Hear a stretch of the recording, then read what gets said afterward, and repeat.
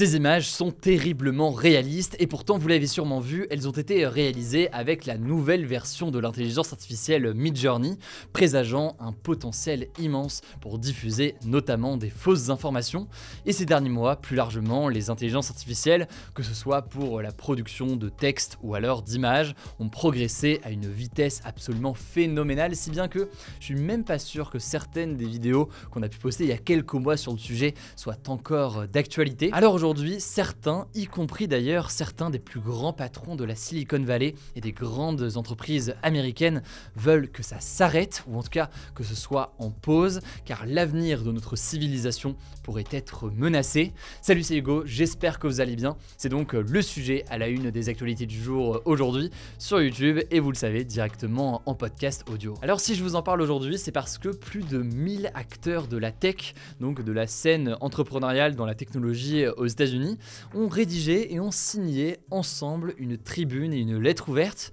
Une lettre ouverte dans laquelle ils réclament une pause de 6 mois dans certaines recherches faites dans le secteur de l'intelligence artificielle. Alors là, on parle pas de toutes les intelligences artificielles, mais spécifiquement celles à amener à concurrencer en quelque sorte les humains selon certains. C'est le cas de ChatGPT par exemple, ou encore de Midjourney, qui a donc généré ces photos dont je vous parlais à l'instant. Alors je l'ai dit, parmi les signataires, il y a tout un tas de personnes, mais il y a aussi des entrepreneurs dans ces domaines-là qui sont plutôt connus pour bouleverser d'un point de vue technologique pas mal de domaines. On peut parler donc notamment de Elon Musk, qui est à la tête de SpaceX, à la tête de Tesla, qui est aussi le patron de l'entreprise Neuralink. Neuralink, c'est cette boîte lancée par Elon Musk qui vise à implanter des puces dans le cerveau humain.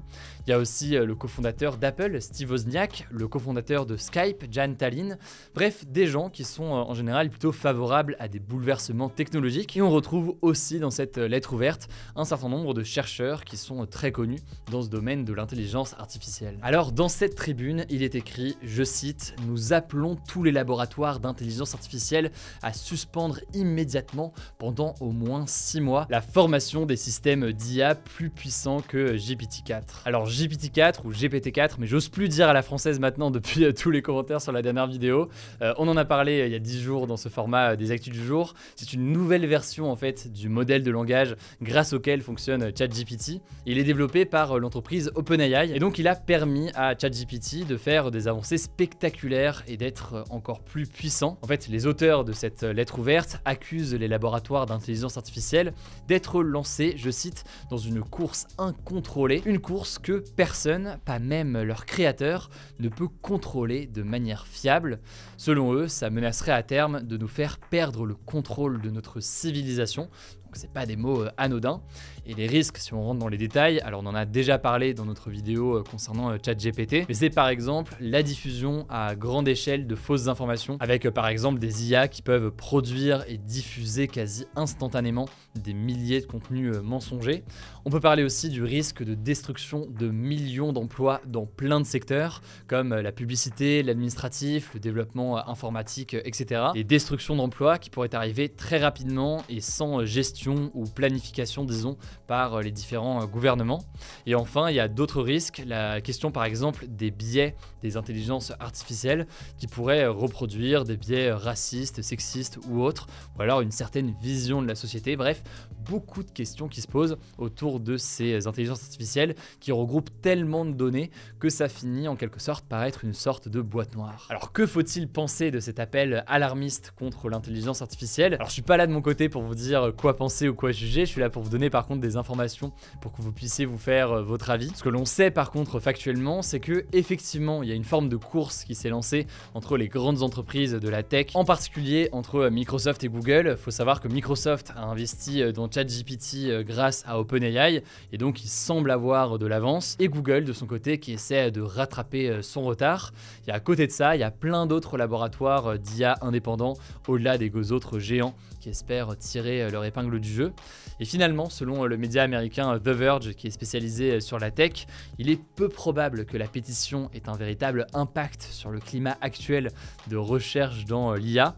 En effet, la concurrence est tellement rude et les bénéfices d'un point de vue économique sont tellement gigantesques pour les gagnants de cette course qu'on imagine mal en fait dans le cadre actuel en tout cas tout seul comme ça OpenAI dire on va réellement ralentir et réellement mettre un terme pendant 6 mois à nos progressions. En fait certains experts vont même jusqu'à penser que cet appel à une pause de 6 mois c'est potentiellement une manœuvre pour certains pour tenter de rattraper leur retard par rapport à OpenAI alors que pour l'instant OpenAI prend pas mal d'avance. En gros donc pour résumer, certains signataires de la tribune demanderaient une pause davantage par intérêt personnel que par réel besoin et nécessité on va dire pour la société malgré donc vous l'aurez compris des questions importantes qui se posent aujourd'hui. Alors du côté de l'entreprise OpenAI justement qui développe donc ChatGPT, on reconnaît que l'intelligence artificielle présente des risques. Alors c'est assez flou mais son fondateur avait admis le besoin potentiel d'un examen indépendant des futurs systèmes pour s'assurer qu'ils respectent des normes de sécurité. Et finalement donc ce qu'il faut bien comprendre c'est que peut-être que les regards ne doivent pas être tournés vers les entreprises, mais peut-être plutôt par les législateurs, donc les gouvernements et les parlements de chaque pays, qui eux peuvent potentiellement rentrer dans le jeu et tenter de calmer le jeu le temps d'établir des règles très claires, disons. Là-dessus, il faut noter que l'Union européenne essaye ou ambitionne d'être une pionnière là-dessus. Elle n'est pas pionnière aujourd'hui sur le développement d'intelligence artificielle, vous l'aurez compris, puisque c'est clairement les Américains qui ont de l'avance, mais elle veut donc être un territoire où en son sein, il y a un contrôle et davantage de normes ou autres qui sont placées. Le Parlement européen, qui est l'une des principales instances de l'Union européenne, doit rendre dans les prochaines semaines sa version de l'AI Act. Donc en fait, c'est un projet d'encadrement de l'IA qui a été lancé par la Commission européenne il y a 2 ans.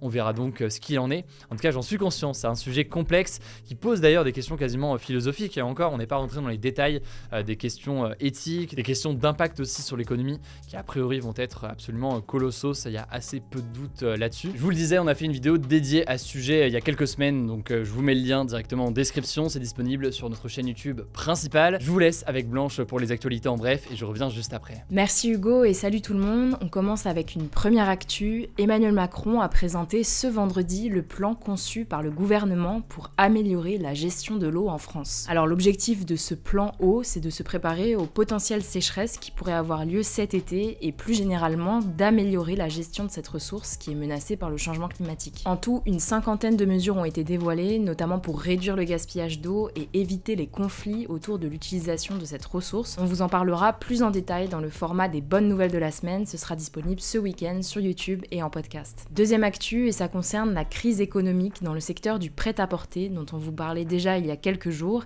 Eh bien, une nouvelle enseigne est touchée, il s'agit de Pimkie qui vient d'annoncer d'ici 2027 la fermeture de 64 magasins sur 300 en France et la suppression progressive de 257 postes sur 1400. Alors selon la direction de Pimkie, ça fait partie d'un plan d'économie qui est une conséquence d'une baisse de la fréquentation et des ventes dans ces magasins physiques. En tout cas, Pimkie vient s'ajouter à la longue liste des enseignes françaises de prêt-à-porter en difficulté, Camaïeu, San Marina et Cop Copine qui ont définitivement fermé et d'autres sont actuellement en redressement judiciaire. Le prêt-à-porter moyenne gamme souffre donc de la double concurrence d'un côté de l'ultra fast fashion avec des marques comme par exemple Shein ou Primark et de l'autre des marques plus premium. On vous met le lien de notre vidéo en description. Troisième actu, toujours en France, la circulation va être interdite dans l'hypercentre de Paris à partir de janvier 2024 en vue des Jeux Olympiques, donc dans les arrondissements les plus centraux. C'est une volonté depuis longtemps de la maire de Paris, Anne Hidalgo. Selon elle, ça permettrait de réduire de 50% le trafic actuel, ce qui permettra de libérer plus de place pour les piétons et d'engendrer moins de pollution. Alors, il y aura quand même des exceptions à cette interdiction pour trafic dit de transit. Concrètement, ça veut dire que les transports publics, les services d'urgence et les personnes qui habitent dans ces quartiers auront toujours le droit d'y circuler. Certaines personnes craignent les difficultés de circulation que ça pourrait entraîner pour les services de secours et de police dans ces zones, mais aussi l'impact plus général que ça pourrait avoir sur le trafic dans le reste de la capitale. Quatrième actu, et c'est un chiffre qui nous paraissait intéressant à évoquer aujourd'hui, près d'un Français sur 4 et plus de la moitié des 18-24 ans ont envie de créer une entreprise, selon un sondage réalisé sur 1300 personnes, publié ce mercredi par Opinionway. Ce qui est intéressant de noter, c'est que les femmes sont plus nombreuses que les hommes et cette envie de se mettre à son compte diminue avec l'âge. Autre chose à retenir, le principal obstacle selon les personnes interrogées, c'est le financement. La moyenne des personnes estime dans l'idéal avoir besoin de 22 500 € pour financer leur projet la première année, mais n'ont en moyenne qu'un peu moins de 10 000 € de budget personnel. 5e actu, je voulais vous parler d'une histoire qui a fait pas mal parler depuis 2 ans et qui est revenue dans l'actualité cette semaine. La tiktokeuse Too Much Lucille a raconté sur TikTok et Twitter le harcèlement et les menaces de mort et de viol qu'elle subit depuis maintenant 2 ans. On en avait déjà parlé en 2021, à l'époque Lucille s'était exprimée sur Twitter en nommant son agresseur qui avait été envoyé en prison puis relâché. Sauf qu'en fait ça s'est jamais arrêté, elle explique avoir dû déménager ou encore payer des nuits d'hôtel pour ne pas rester chez elle et risquer de se faire tuer, car concrètement il menace de la tuer. Son agresseur aurait aussi menacé de s'en prendre à son petit frère et a répété qu'il n'avait pas peur d'aller en prison. Elle a donc lancé un appel à l'aide, estimant que la justice ne fait rien pour la protéger. Plus largement, cette actualité refait parler du sujet des femmes menacées en France et des féminicides. Plusieurs mesures ont été mises en place ces derniers mois, comme des tribunaux dédiés ou la délivrance d'ordonnances de protection en seulement 24 heures. Mais selon les associations qui luttent contre les violences faites aux femmes, ça ne suffit pas. On peut le voir dans le cas précis de Lucille. En tout cas, si vous êtes témoin ou vous-même victime de violences, je vous mets des ressources en description et courage à Lucille et ses proches. 6e actu, en France, le nombre de réalisatrices de films a dépassé un cap symbolique en 2022. Pour la première fois de l'histoire du cinéma français, un tiers des films qui sont sortis l'année dernière ont été réalisés par des femmes, selon des chiffres publiés ce mercredi par le CNC, le Centre National du Cinéma. Alors, on est encore loin de la parité homme-femme, mais selon le CNC, ce nombre historiquement haut témoigne d'une féminisation au long cours de ce secteur qui était auparavant réservé aux hommes. Enfin, dernière actu, l'édition 2022 du Téléthon a finalement récolté 90,83 millions d'euros de dons, et c'est un record depuis l'édition de 2016. Le Téléthon, c'est un événement caritatif diffusé à la télévision qui a lieu tous les ans dans le but de récolter de l'argent pour financer des projets de recherche sur les maladies graves. Et donc pour l'édition de l'année dernière, qui avait lieu les 2 et 3 décembre 2022, plus de 90 millions d'euros ont été récoltés, soit 12 millions d'euros de plus que les promesses de dons faites en décembre. Le président de l'association a tenu à remercier tous les donateurs, les bénévoles, les partenaires et les équipes de France Télévisions pour cette édition, je cite, exceptionnelle. Merci beaucoup Blanche. Alors le débat hier c'était le suivant, pensez-vous que le gouvernement peut reculer sur la réforme des retraites? Vous êtes extrêmement partagés sur ce débat aujourd'hui, mais le débat du jour c'est le suivant, pensez-vous que l'intelligence artificielle est une menace pour l'humanité?